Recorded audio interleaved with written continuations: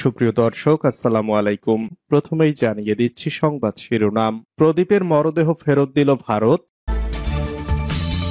দূরত্ব ঘুচিয়ে জুলাই সনদে দেশের প্রকৃত ভবিষ্যৎ রচনার আশা প্রধান উপদেষ্টার।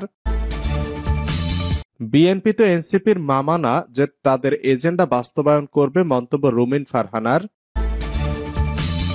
৩ মাসের মধ্যে নির্বাচন দেওয়ার ক্ষমতা রাখেন ডক্টর ইউনূস, মন্তব্য ফারুকের।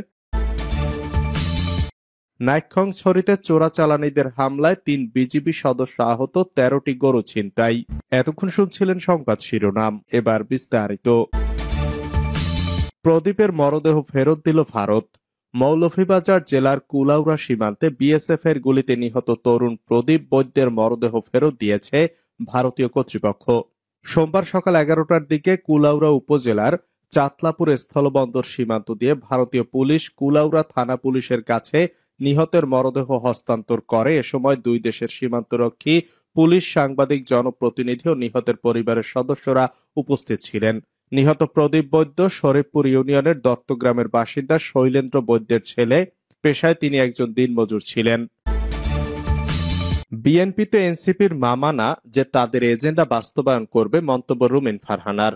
বিএনপির কেন্দ্রীয় সহ আন্তর্জাতিক সম্পাদক ব্যারিস্টার রুমিন ফারহানা বলেছেন, যদি বাংলাদেশের মানুষ আওয়ামী লীগকে প্রত্যাখ্যান করে এবং এনসিপি নিজেকে অভ্যুত্থানের প্রধান পক্ষ হিসেবে দাবি করে, তাহলে তো গণজোয়ারে ও গণভোটে ভেসে ৩০০ আসনের মধ্যে তাদের ২৯০টি আসন পাওয়ার কথা। পাওয়ার কথা, পরে তাদের এজেন্ডা বাস্তবায়ন করুক। কিন্তু বিএনপি তো তাদের মামা না, খালুও না। বিএনপি কেন তাদের এজেন্ডা বাস্তবায়ন করবে? সম্প্রতি একটি গণমাধ্যমের টক শো অনুষ্ঠানে তিনি সব কথা বলেন। তিনি বলেন, জাতীয় নাগরিক পার্টি যখন দাবি করে যে একমাত্র তারাই অভ্যুত্থান ঘটিয়েছে এবং আমাদের সিনিয়র নেতাদের সঙ্গে যে ভাষায় তারা কথা বলে, টক শোগুলোতে তো আমরাও দেখি, তাদের বক্তব্যে বোঝা যায় সবকিছু তারাই করেছে। রুমিন ফারহানা বলেন, আমি জানি না এনসিপির কোনো গঠনতন্ত্র তৈরি হয়েছে কিনা। সম্ভবত এখনো তাদের কোনো গঠনতন্ত্র নেই। তারা ঠিক কোন আদর্শের ভিত্তিতে রাজনীতি করতে চাচ্ছে সেটাও আমরা জানি না। আমরা তাদের রাজনীতি বলতে যা দেখছি তা পুরোটাই আওয়ামী লীগ কেন্দ্রিক। আওয়ামী লীগকে ব্যান করো, আওয়ামী লীগকে নিষিদ্ধ করো, এটাই তাদের মূল কথা। এর বাইরে তারা মানুষকে কি দেবে, কি ডেলিভার করবে আমরা জানি না। তিনি আরো বলেন, তাদের দুটি প্রধান দাবি, একটা হচ্ছে আওয়ামী লীগকে নিষিদ্ধ করো, আর একটা হচ্ছে বিএনপিকে দিয়ে সব সংস্কার করানো। মানে তারা যা বলবে, মামা বাড়ির যত আবদার আছে বিএনপিকে দিয়ে সব মানাতে হবে। এখন পর্যন্ত এনসিপির মূলত এই দুটি দাবি আমরা দেখেছি। তো প্রশ্ন হলো, তাদের গঠনতন্ত্র কি, আদর্শ কি, তারা কি করতে চায়, মানুষকে কি দেবে তারা যদি আগামীতে রাষ্ট্র ক্ষমতায় আসে। বিএনপির এই নেত্রী আরো বলেন, প্রতিটা দল নির্বাচনে যায় জেতার জন্য, হারার জন্য কিন্তু কেউ নির্বাচনে যায় না। ফলে প্রতিটা দলের একটা পরিকল্পনা থাকতে হবে, আমরা ক্ষমতায় গেলে কি করব। তেমন কিছু কিন্তু আমরা এনসিপির কাছ থেকে পাইনি। সুতরাং এনসিপি যতই নিজেকে মধ্যপন্থা বলুক, আমি এটা বুঝতে পারি না। দূরত্ব ঘুচিয়ে জুলাই সনদে দেশের প্রকৃত ভবিষ্যৎ রচনার আশা প্রধান উপদেষ্টার। দূরত্ব ঘুচিয়ে জুলাই সনদে দেশের প্রকৃত ভবিষ্যৎ রচনার আশাবাদ ব্যক্ত করেছেন অন্তর্বর্তী সরকারের প্রধান উপদেষ্টা ডক্টর মোহাম্মদ ইউনূস। সোমবার জাতীয় ঐকমত্য কমিশনের সঙ্গে রাজনৈতিক দলগুলোর সঙ্গে দ্বিতীয় দফার সংলাপের সূচনা বক্তব্যে কথা বলেন তিনি। সংলাপে অংশ নেওয়া দলগুলোকে শুভেচ্ছা জানিয়ে প্রধান উপদেষ্টা বলেন, আমি সারা দিনে যত মিটিং করি সবচেয়ে বেশি আনন্দ পাই যখন আপনাদের সঙ্গে এরকম বসার সুযোগ পাই, আলাপ করার সুযোগ পাই। কারণ এখানে সবাই মিলে বাংলাদেশের প্রকৃত ভবিষ্যৎ রচনা করা হচ্ছে। এটা আমাকে শিহরণ জাগায় যে এরকম একটা কাজে আমি জড়িত হতে পেরেছি, নিজেকে যুক্ত করতে পেরেছি। আপনাদের কথা শোনার জন্য এটা কিভাবে আপনারা গাইড করবেন, কোথায় নিয়ে যাবেন। সংস্কার নিয়ে ডক্টর মোহাম্মদ ইউনূস বলেন, আমাদের উপর দায়িত্ব দেওয়া হয়েছিল সংস্কার করার জন্য, আমরা বুঝতে পারছিলাম না কোথা দিয়ে শুরু করি।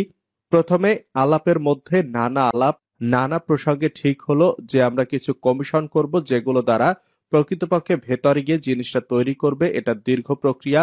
শেষ পর্যন্ত আমরা কমিশন করলাম। প্রথমে 6টা কমিশন, পরবর্তী সময় আরো 6টা, তাদের 90 দিন সময় দিয়েছিলাম। তিনি বলেন, আমরা খুবই আনন্দিত যে তারা করতে পেরেছে। কিছু কমিশন বেশি সময় নিয়েছে, তাতে কোনো অসুবিধা নেই। কমিশনের রিপোর্ট এলো, এরপর আমরা যে ঐকমত্য গঠন করতে চাচ্ছি সেটা কিভাবে হবে। সেটা থেকে একটা আইডিয়া এলো যে একটা ঐকমত্য কমিশন বলে আলাদা একটা কমিশন করার। তিনি আরো বলেন, সেটা ফলপ্রসূ হয়েছে। প্রফেসর আলী রিয়াজ যখনই আমার সঙ্গে বৈঠক করেন আমি অত্যন্ত আনন্দিত হই। যেভাবে আপনারা সহযোগিতা করেছেন, আনন্দ সহকারে পার্টিসিপেট করছেন। প্রধান উপদেষ্টা বলেন, আমার মনে হয়েছিল যে হয়তো সবার আগ্রহ হবে না, পাশ কাটিয়ে যাবে বা ভেতরে ঢুকতে চাইবে না। আমি অত্যন্ত আশ্চর্য হয়েছি এবং অত্যন্ত আনন্দিত হয়েছি যে কত গভীরভাবে আপনারা এটাতে গিয়েছেন। শুধু কমিশনের সঙ্গে আলাপ করে না, নিজেদের ভেতরে আলাপ করেছেন এবং আন্তরিকভাবে বুঝে আমাদেরকে বলার চেষ্টা করেছেন, তর্ক করেছেন কমিশনের সঙ্গে। প্রতিবারই যখন প্রফেসর আলী রিয়াজ আমার সঙ্গে কথা বলেন, তিনি খুবই উচ্ছ্বাসিত হন। এটা আমার হৃদয়ে অনুভূতি তৈরি করে। এরকম আগ্রহ নিয়ে সবাই যদি আমরা বসি, নিশ্চয়ই একটু ভালো কিছু এর মধ্য থেকে আসবে। অন্তর্বর্তী সরকারের প্রধান বলেন, প্রথম পর্ব শেষ হলো। প্রথম পর্বে আমরা যত রিকমেন্ডেশন বা সুপারিশ আছে, কিভাবে আমরা একমত হলাম, কারা কোনটাতে একমত হলো, সব মিলিয়ে শেষ পর্যন্ত আমরা জুলাই সনদ করব। এটাই হলো আমাদের লক্ষ্য, যেখানে আমরা সবার ঐকমত্যগুলো তুলে ধরব। তিনি বলেন, দ্বিতীয় পর্বে কি হবে, আলী রিয়াজের সঙ্গে আলাপ করছিলাম। অনেকগুলো বিষয় আছে, কাছাকাছি এসে গেছি। আরেকটু হলে আমাদের তালিকাতে আরেকটা সুপারিশ যুক্ত হয়। এই সুযোগ যেন আমরা হারিয়ে না ফেলি। সর্বশেষ তিনি বলেন, দ্বিতীয় পর্বের আলাপটা হলো যেটুকু দূরত্ব ছিল সেটাকে ঘুচিয়ে এনে যেন আমাদের জুলাই সনদে বর্তমানে যতগুলো ঐকমত্যের বিষয় আছে তার মধ্যে যে আরো কিছু যোগ করতে পারি। জাতীয় একটা সনদ হলো, অনেকগুলো বিষয় আমরা একমত হতে পেরেছি। জাতি হিসেবে আমরা গর্বিত যে আমরা এরকম বিভক্তিকরণের প্রক্রিয়ার রাজনীতি সৃষ্টি করিনি। আমরা সৃষ্টি করেছি ঐক্যবদ্ধ হওয়ার জন্য, দেশের উন্নতির জন্য, দেশের মঙ্গলের জন্য। আশা করি আমরা সেই পর্বে ঢুকতে পারবো এবং অত্যন্ত চমৎকার একটা জুলাই সনদ তৈরি করতে পারবো। ৩ মাসের মধ্যেই নির্বাচন দেওয়ার ক্ষমতা রাখেন ডক্টর ইউনূস, মন্তব্য ফারুকের। ৩ মাসের মধ্যেই প্রধান উপদেষ্টা অধ্যাপক ডক্টর মোহাম্মদ ইউনূস জাতীয় নির্বাচন দেওয়ার ক্ষমতা রাখেন বলে মন্তব্য করেছেন বিএনপি চেয়ারপারসনের উপদেষ্টা জয়নুল আবদিন ফারুক।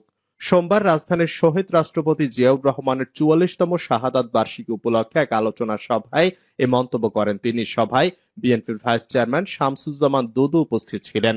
জয়নুল আবদিন ফারুক বলেন, বিএনপিকে মাইনাস করার চেষ্টাও করা হলে বিএনপির লাখ লাখ নেতাকর্মী তা মোকাবেলা করতে প্রস্তুত। যে সকল উপদেষ্টা সরকারে বসে আরেকটা দলের পৃষ্ঠপোষকতা করছে, তাদের পদত্যাগ ছাড়া সুষ্ঠু নির্বাচন সম্ভব না। সংস্কার নিয়ে অস্পষ্টতা দূর করতে হবে, দাবি চরমোনাই পীরের। ইসলামী আন্দোলন বাংলাদেশের আমির ও চরমোনাই পীর মুফতি সৈয়দ মোহাম্মদ রেজাউল করিম বলেছেন, অভ্যুত্থানের প্রধান চাওয়া রাষ্ট্র সংস্কার নিয়ে রাজনৈতিক দলগুলোর সঙ্গে আলোচনার দ্বিতীয় পর্যায়ের সূচনা করতে জাতীয় ঐকমত্য কমিশন সোমবার যে বৈঠক আয়োজন করেছেন তা গুরুত্বপূর্ণ। ওই বৈঠকে সংস্কার কার্যক্রমের অগ্রগতি, সংস্কারের রোডম্যাপ এবং সংস্কারের কাজে জটিলতাগুলো কি এবং কিভাবে এগুলো সমাধান করা যায় তা নিয়ে খোলামেলা আলোচনা করে অস্পষ্টতা দূর করতে হবে। তিনি বলেন, এই সরকার কেবলই নির্বাচন আয়োজনের জন্য অতীতের তত্ত্বাবধায়ক সরকারের মতো কোনো সরকার না, বরং হাজারো মানুষের রক্তের উপরে গঠিত একটি সরকার, যাদের প্রধান কাজ রাষ্ট্রের আমূল সংস্কারের মাধ্যমে দেশকে স্বৈরাচারের হাত থেকে সুরক্ষা দেওয়া। সরকার গঠনের পরে প্রায় 10 মাস হতে চলল, সংস্কার নিয়ে কাজ হয়েছে ঠিক, কিন্তু দৃশ্য